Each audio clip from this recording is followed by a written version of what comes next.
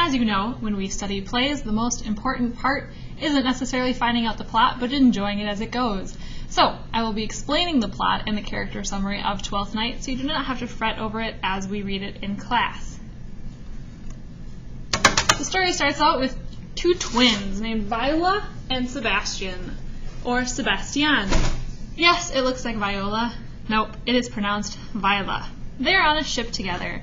Unfortunately, their ship crashes and goes underwater. They survive, but are separated, and they assume the other person is dead.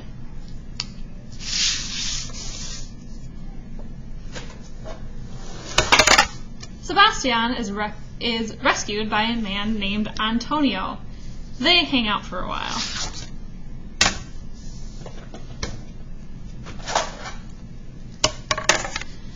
Viola realizes that her best chance at survival is probably not as a girl, so she disguises herself as a boy named Cesario. She gets work under the man named Duke Orsino.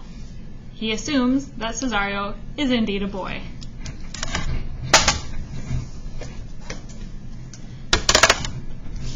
Now, Duke Orsino happens to be in love with a girl named Olivia.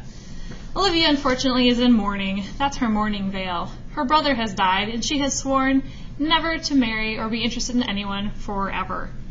Really, though, she just doesn't like the attention of Duke Orsino and is using it as an excuse.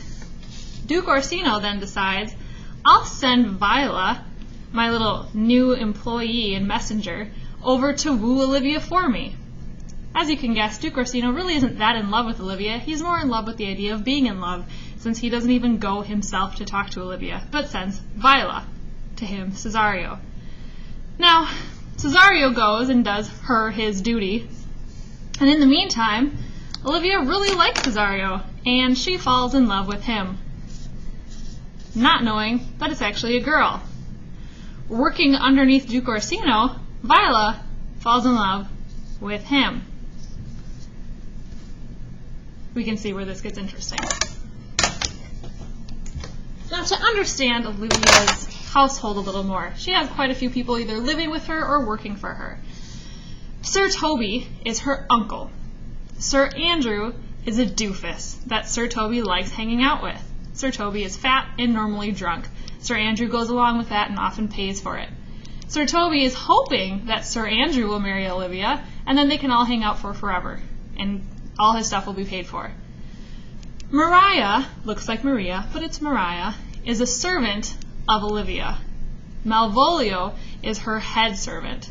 Nobody likes Malvolio. He's stuck up and mean. Fusty is a jester, so his job is to make people laugh and to make fun of them. He travels back and forth between Olivia's court and Duke Orsino's, though technically he works for Olivia.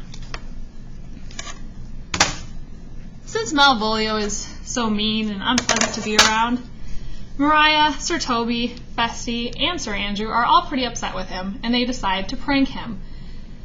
Malvolio thinks pretty highly of himself, so it's not hard to trick him into thinking that Olivia, his mistress, or for whom he works, also loves him. They write a letter.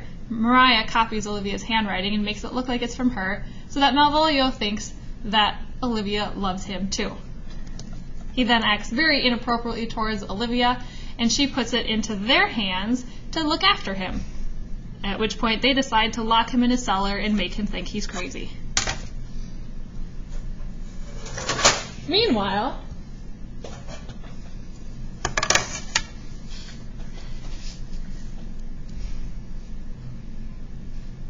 Antonio and Sebastian have returned to the same area where everyone else is.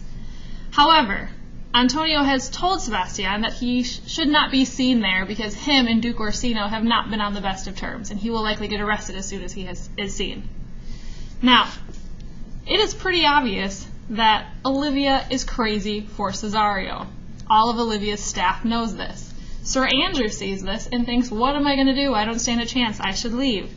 Sir Toby doesn't want his free ticket to go and his best friend, and tells him that he should fight Cesario and fight him for Olivia's hand. He says, I'm not even good at fencing. I don't stand a chance. So Sir Toby tricks both of them and goes back and forth saying, he wants to fight you, he wants to fight you. Well, he won't back down, he won't back down. Really, both of them don't want to fight the other person, and both of them would love to back down. He says, well, he agreed, it's more for show because you dishonored him, and he's not going to actually hurt you.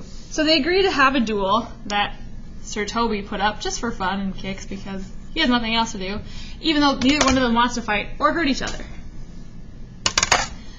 They are about to engage in their duel when Antonio sees Cesario about to fight Sir Andrew.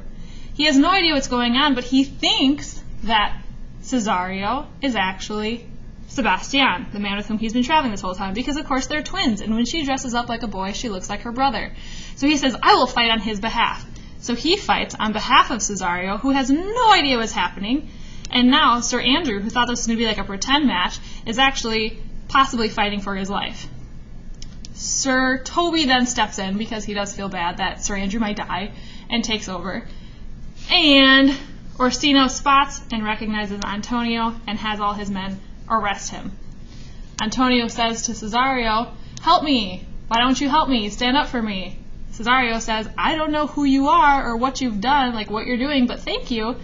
And of course Antonio is furious because he thinks that Sebastian is denying him or pretending not to know him.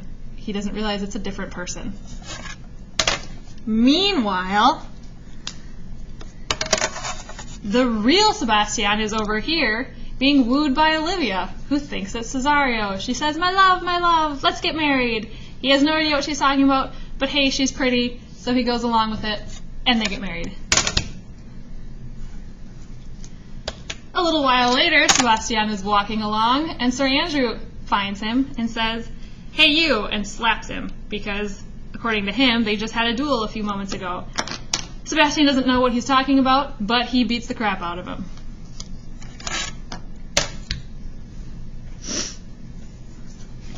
Now, Duke Orsino is walking along with his servant, Cesario.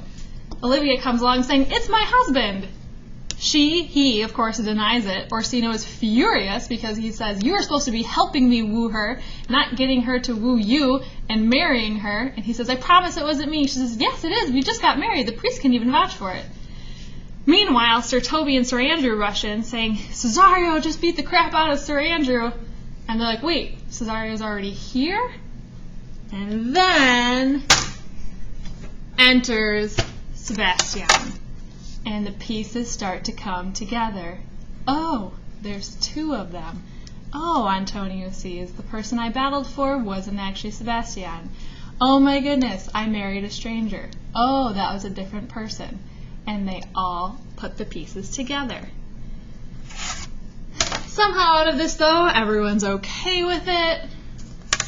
It doesn't bother Olivia that she married a stranger. She's happy with Sebastian. Duke Orsino is like, hey, that guy who was working for me that whole time, he's pretty cool. And now that I found out she's a girl, we should get married. And Sir Toby loved how clever Mariah was in tricking Malvolio that he marries her. Speaking of Malvolio, he's still miserable and everybody laughs at him. And Festi sings the song, and that's the end of the story.